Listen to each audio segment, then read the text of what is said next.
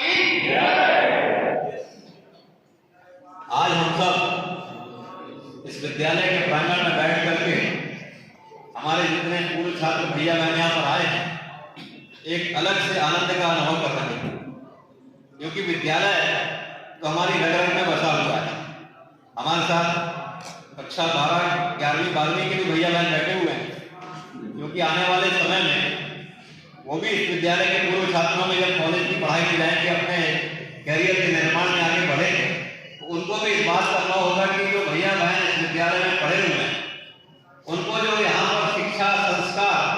और भारत माता की सेवा का संकल्प लेने का भाव सिखाया जाता है, वो जीवन भर काम आता है। क्योंकि आज जो कुछ भी हूँ मैं ये मान के करता हूँ कि इस विद्यालय की शिक्षा और संस्कार का उसमें बहुत बड़ा योगदान है। मंच पर विराजमान आज के इस कार्यक्रम की अध्यक्षता कर रहे हैं जिला अध्यक्ष, साथ में हमारी प्रधानमंत्री जो कि इस विद्यालय की छात्र रही है और अभी विद्यालय में कोषाध्यक्ष का दायित्व का निर्वहन कर रही है अनुज श्रीवास्तव, विद्यालय के प्राचार्य पुरुषोत्तम माली जी, और यहाँ पर जितने भी भैया बहन सब आए हुए हैं सभी को इस मंच के माध्यम से स्वागत करता हूँ, वंदन करता हूँ। मित्रों, कल हमने भारत के गौरव को बनाया और जिसका इंतजार 500 सालों से हम कर रहे थे, भगवान रामलला के भव्य मंदिर का निर्माण हुआ और उस निर्माण से जो हमारा सनातन धर्म का गौरव है और भगवान रामलला जिन्होंने इतने वर्षों तक जिनके लिए संघर्ष किया, उनका भव्य मंदिर बना और पूरा विश्व अयोध्या जैसा धाम हो गया। उसके लिए मैं चाहूंगा जोरदार जयकारा लगाएंगे, बोले जय श्री राम।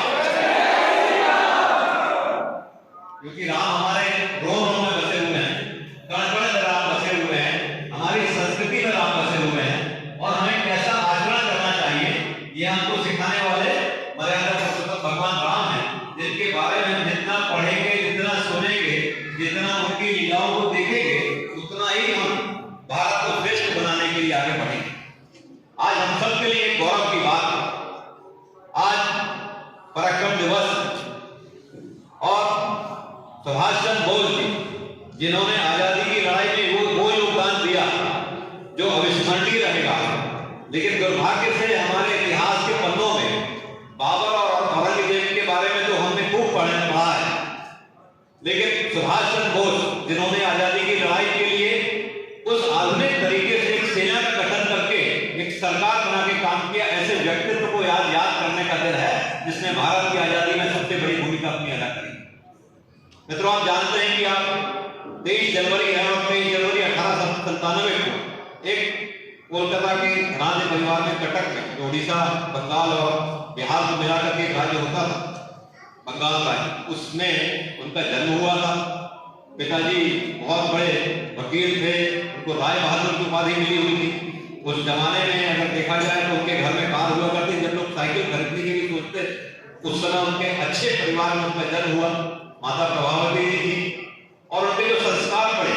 जिस तरह से वो आगे बढ़े, तो बहुत मेधावी छात्र के रूप में वो आगे बढ़े। और उनके पिताजी की इच्छा थी कि उनको सिविल सर्विसेज में जाना चाहिए, क्योंकि उनका बौद्धिक स्तर इतना ज्यादा था और लगातार वो अध्ययन करते थे। स्वामी विवेकानंद, रामकृष्ण परमहंस उनके आदर्श, क्योंकि अगर हमको अच्छा बनना तो अच्छा पढ़ना ही पड़ेगा। तो उन्होंने स्वामी विवेकानंद जी का साहित्य, रामकृष्ण परमहंस जी के बारे में जो साहित्य पढ़ा, उससे उनके जीवन को निखारने के लिए और राष्ट्र भक्ति का भाव और समाज सेवा का भाव उनके मन में आया। एक बहुत छोटी सी घटना यह है कि उनके सामने एक वृद्ध महिला रहती थी, बहुत भीख मांग करके गुजारा करती थी। वो चाहते तो किसी प्रकार से उनको दे सकते थे, लेकिन जो उनको पिताजी बस का किराया देते थे,